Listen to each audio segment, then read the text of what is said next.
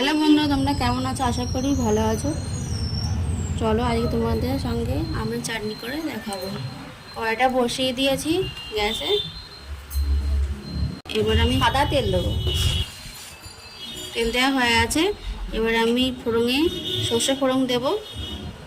সর্ষে ফোড়নটা একটু পুড়িয়ে নেবো, তারপরে আমগুলোকে ছেড়ে দেবো, একটু ভেজে নেবো। তো জল দিয়ে দিলাম।